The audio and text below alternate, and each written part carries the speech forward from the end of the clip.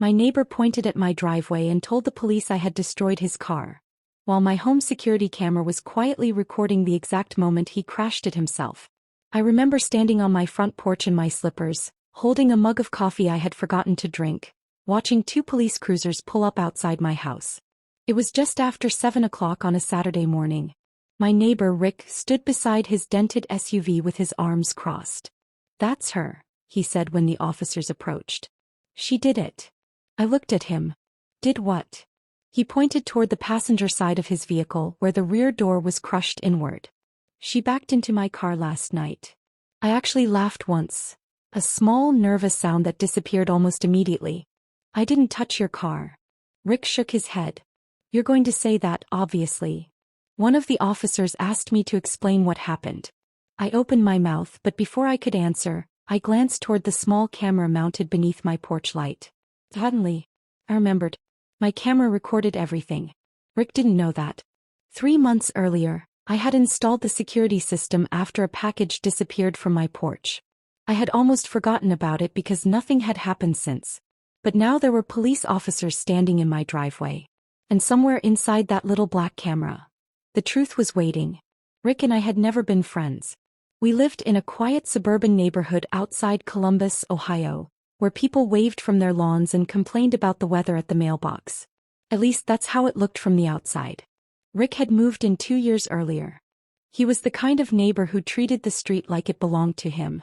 He complained when my trash can stayed out too long. He complained when my teenage son's basketball rolled into his yard.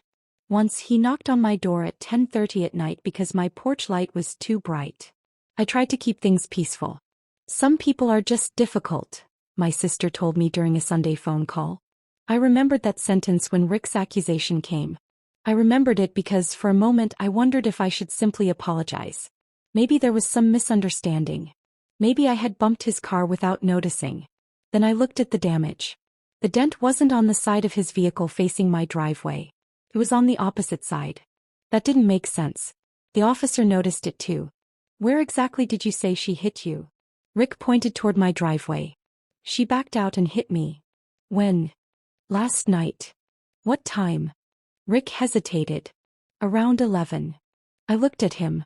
At 11 last night, I had been inside watching an episode of a cooking competition with my son. I remembered because he had complained about the contestant using too much salt. I told the officer that. Rick shook his head. "You can't prove that." I almost smiled. "I think I can." We went inside. My hands were shaking as I opened the security app. There were hours of recordings. My driveway. The sidewalk. Rick's driveway. The street. I scrolled back to 10:45 p.m. Then 10:50. Then 10:55. Nothing. At 11:03, headlights appeared at the edge of the screen. Rick's SUV came slowly down the street. I watched silently. The officer leaned closer. Rick stayed behind us. The SUV stopped in front of his house. Then it reversed. Too quickly. The rear tires crossed the curb. The vehicle slammed into a parked sedan that belonged to Rick's adult son. The sound came through the camera microphone with a dull metallic crunch. I covered my mouth. The officer stared at the screen. Rick didn't say anything. But the video continued. His SUV moved forward again. Then backward. Then forward. Finally it stopped crookedly across his driveway. Rick got out. He stood there for several seconds. Then he walked toward the street, looked around and moved the SUV farther into his driveway. I looked at the officer. That was him. The officer nodded slowly. "Keep playing." We watched another angle. This one was from my backyard camera. It showed Rick stumbling as he walked. He nearly fell against his mailbox. Then he disappeared inside his house. The officer paused the recording. "Do you have the original file?" "Yes." "Don't delete anything."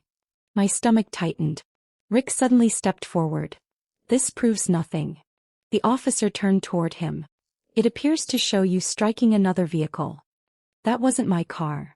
It was your SUV. I didn't know I hit it." The officer looked at him for a long moment. "You just told me she damaged your vehicle." Rick's face changed. I could almost see the moment he realized there was nowhere left to go. Then came the part one wasn't expecting. The second officer had been checking the vehicle outside. He came through the doorway holding a small flashlight. "There's another issue," he said. Rick looked at him. "The damage on your SUV doesn't match a collision with her driveway or her vehicle." He turned to me. "Did you hear a crash last night?" "No." "That makes sense." He looked at Rick. "Because according to the camera, you hit your son's car." Rick started talking quickly. "I wasn't drunk. Nobody had mentioned alcohol." "Not yet." The officer asked him to step outside.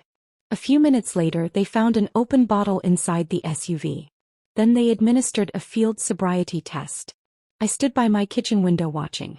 The coffee in my mug had gone cold. My son came downstairs.